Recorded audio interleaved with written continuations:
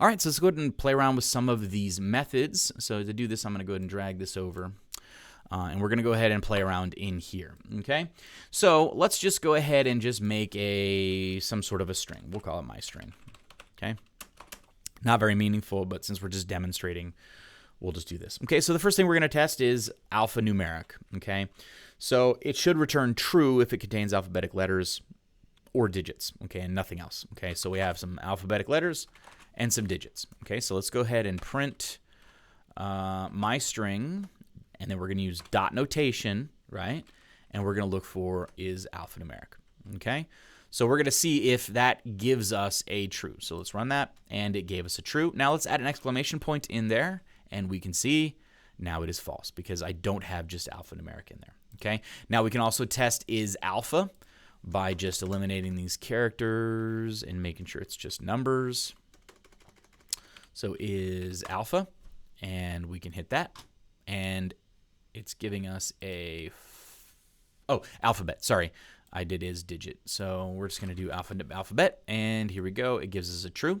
Now if I just do numbers, it should give us false, obviously. Okay, now we can test is digit, right? Digit. And we'll see what that gives us. Obviously, it's true because it's all digits. So then we can also test if it's lower. Now let's see what lower does on just a number. Here we go. And it is false, right? Because there's no lowercase letters in it, right? So let's go ahead and test to see if it gives us a true. And it gives us a true because this is all lower. Now if I throw a couple of capitals, it's going to give us false, right? Boom, it's false. Okay. Now, just important to remember, these are all Boolean functions. Now, what's kind of cool is we actually have a lot of times when you're pulling data, especially off of like Twitter or any sort of data analysis, you can get some non-ASCII characters. So we also have is ASCII, which is actually really cool. Now, this should say true because these are all ASCII values. But if you get some that are not ASCII values, then it actually returned false, which actually could be good for sort of parsing out non-ASCII values. So if I add a space in front, you can actually see the is space function. Okay, so that says false because there's not a bunch of spaces. But if I add just spaces, it's going to say true because it's all spaces. Okay, so then we obviously have upper. Let's go ahead and add just a bunch of uppers. This should give us a true because we have all uppercase, right? True.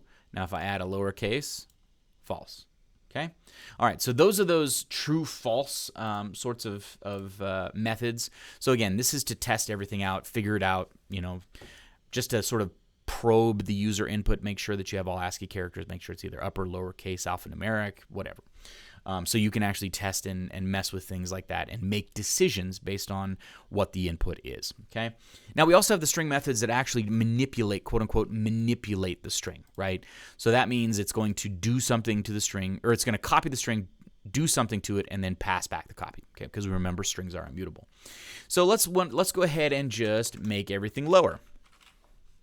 So we're going to do print string dot lower.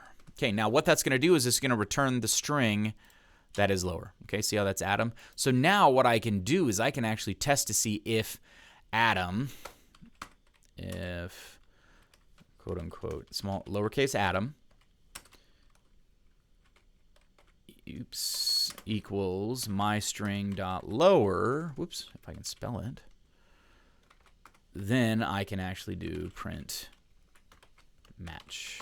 Right? Because previously we realized that Adam can't be Adam because all of these values are totally different. But if I first convert that to lowercase and then convert it and then compare it, then we should have a match, right? So obviously we have a match now because I have Adam equals Adam. Okay, so we can convert that to lower. We can also convert that to upper if we would like to. So that's just going to make it all uppercase. And then I can make this lowercase. And I can make this uppercase. Or not, right? It could have one uppercase, but it's going to convert it all to uppercase. So then we should have a match because I have to make this upper, right? There we go. So now we should have a match, right? So if Adam equals, actually, yeah, that's right. I have to make this one all lowercase, but I can make this one. There we go. There we go. So now we have a match. Okay, so we can convert to upper, we can convert to lower. We can also do this whole L strip thing. So let's go ahead and strip off all of the white space from the left side, and let's go ahead and add on both. So there we go. You can see what that is. So we have L strip. So if I do that, it's going to get rid of the stuff on the left. If I do R strip, it's going to do the stuff on the right. Okay. If I do just the strip, it's going to get rid of both left and right. Okay. Now I can also do the char, right? So if I have CH and then I go ahead and use CH in here, we should see it strip that off of there. Okay. So there you go. It strips it off of there. Now, if I change that to, TR, we should still see that CH on there. Okay. I can do that on R strip as well, where I have TR on the right. So it should strip that off of the right side. Okay. So it's gone and we're good to go. If I put that back to CH, you're going to see that TR on there. Okay. So it's just stripping that off on the right side. Now, if I just go ahead and surround this with CH, we should see, and just do strip, we should see it pull both sides. Okay, so you can go ahead and strip any of the elements off of either the right and the left on those strips there. Okay, so we have upper, we have lower, and then we have these strips. So I definitely want to encourage you to go ahead and mess around with those a little bit. Now, if we want to use this ends with functionality, we can actually, so let's say we want to find all people with last name Spanier. Okay, and this is the format of all the names, right? What I can do is I can actually use this whole ends with thing, and I can just put in the last name that I'm looking for. Okay, now a good way to put that would be to convert this first to lower, right? So I can actually do dot lower, dot ends with, and then I can make this lower, right? So that way it doesn't matter whether it's capital or it's not capital. We should be able to get lower and lower and get a match, right? Okay, so we have true. Okay, so now I can actually either not capitalize it or put weird stuff in it. I'm still going to get a match, right? Because I converted my string to lowercase, and then I tested to see if it ends with Spanier, all lowercase. Okay, so again, I can say test equals Spanier, right? Oops, better give it some quotations. So I could do that as well. So if I want to just ends with test, I can also do test dot lower. Okay, so if you don't know if either of those terms are going to be upper or lower, you can actually just make them both lower and still get your match.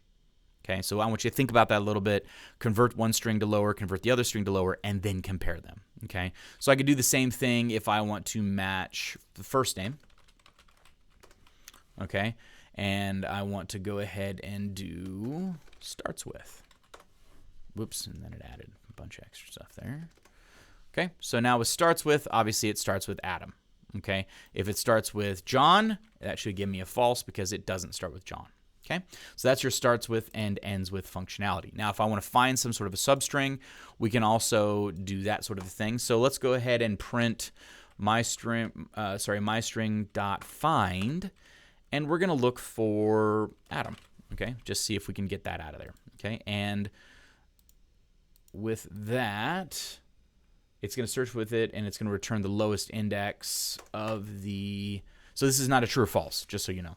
It's going to return the lowest index of the substring, or if the substring is not contained in the string, it returns a -1. Okay, so Adam starts at, we know everything starts at 0, right? So it starts right there at 0. Okay, now if I'm looking for Spanier, we should actually get 0, 1, 2, 3, 4, 0, 1, 2, 3, 4, 5, right? So let's go ahead and look for that and see if we get our 5. And there we go. We got our 5 down there. Okay, now let's look for something that's not in there. Let's use the test. Okay, now that should give us a -1 because it doesn't exist. Okay, so you can do if my string.find equals -1 not found, right, in that particular string. Now, the one that's really, really, really useful is the replace functionality. Okay, so let's say I have something like this. This is some cool phrase.